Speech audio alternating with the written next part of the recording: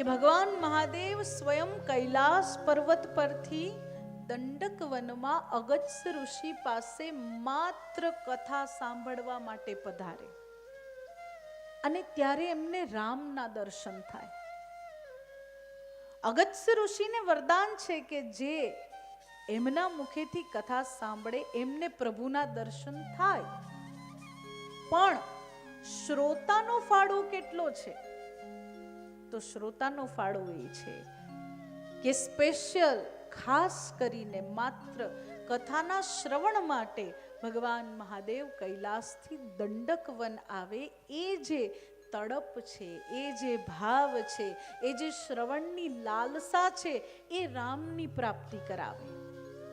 એમ તમે આટલી દૂરથી પધાર્યા છો તો અમે લાલાને પ્રાર્થના કરીએ કે તમને કન્હૈયાની પ્રાપ્તિ થઈ જાય. અને એની પ્રાપ્તિ થઈ જાય પછી તો શું જોઈએ? કઈ જોઈએ? આ કથા એના માટે છે. સત્સંગ સાના માટે? અને એમાં આ જે શ્રીમદ ભાગવત છે,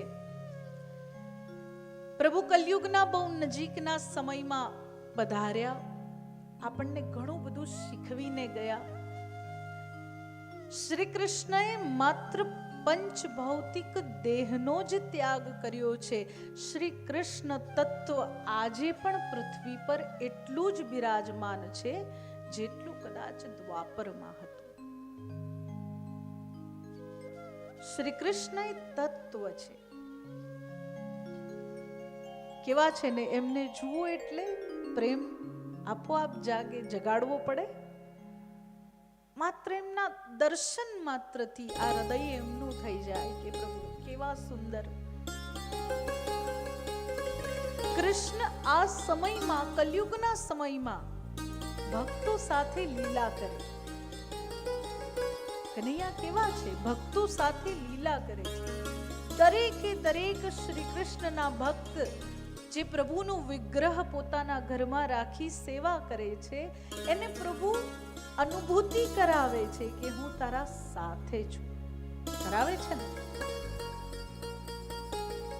કે જ્યારે મહાપુરુષોના મુખે આપણે સાંભળીએ, સંતોના મુખે સાંભળીએ કે અમારા ઠાકોરજી વાગા પહેરવામાં નખરા કરે, તૈયાર થવામાં નખરા કરે, તો આપણને એમ થાય કે મારાય ઠાકોરજી આમ કરે છે, મારાય લાલાઓ કરે છે.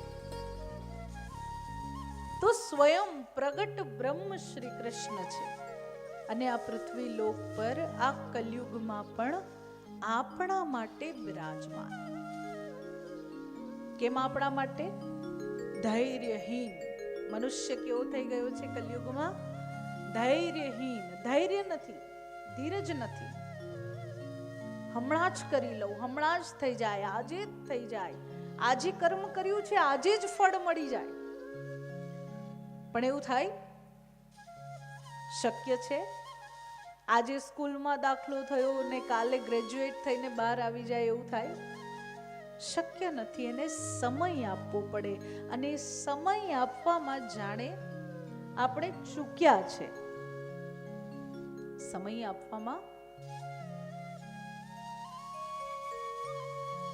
7 દિવસ. તમે કેટલો સમય આપવા જઈ રહ્યા છો? 7 દિવસ. કેટલા કલાક? 28 કલાક. એ 28 કલાકમાંથી વધુ નહીં તો એક વાત જીવનમાં ઉતારજો. તમે 5મી, 10મી, 500મી, 5000મી જેટલામી પણ કથા સાંભળી રહ્યા છો, આ ભાગવતને શૂન્યથી સાંભળજો. આપણે દર વખતે શું કહીએ? ગઈ કથામાં ઓલું સાંભળ્યું હતું, આ કથામાં આ સાંભળ્યું, આ કથામાં રહી ગયું.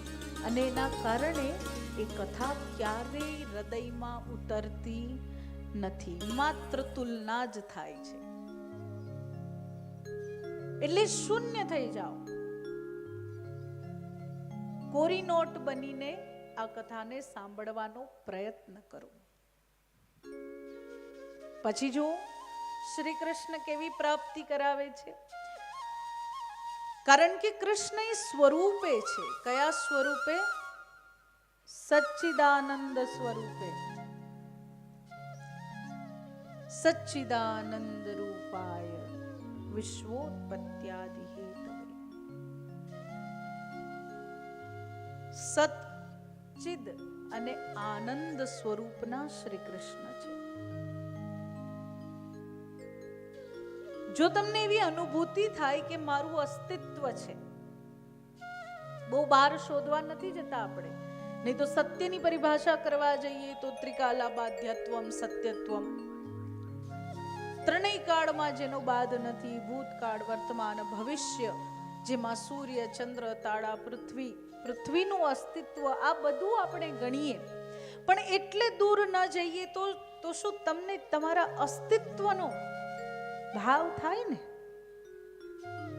કે ભલે એમ કહેવાય છે કે આ શરીર નાશવંત છે, પરંતુ આ શરીરની અંદર બેઠેલો જીવ નાશવંત નથી. શરીરની અંદર બેઠેલા આત્માને નાશવંત નથી કહ્યું. આત્માને શું કહ્યું છે? પરમાત્માનો અંશ. દેહને નાશવંત કહ્યો છે. તો જે અંદર બેઠેલો આત્મા છે એ કોના સ્વરૂપ છે? શ્રી કૃષ્ણ સ્વરૂપ, જ્ઞાન સ્વરૂપ, ચિદ સ્વરૂપ પરમાત્મા છે અને આનંદ સ્વરૂપ. કથાની વાત સાંભળી, કથામાં બેસી શ્રી કૃષ્ણના ગુણગાન સાંભળીને જો આનંદની અનુભૂતિ થાય, સાંભળીને, શ્રવણ ભક્તિને અહીંયા પ્રાધાન્ય આપ્યું છે, સાંભળીને.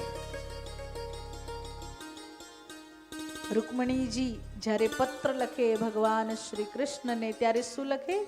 શ્રુત્વા ગુણાન ભુવન સુંદર સારમેકમ. મેં તમારા ગુણોનું શ્રવણ કર્યું છે કે તમે ત્રિભુવનમાં સુંદર છો, ને સાંભળીને માત્ર હું તમને વરી ગઈ છું. શ્રી કૃષ્ણને વરવું હોય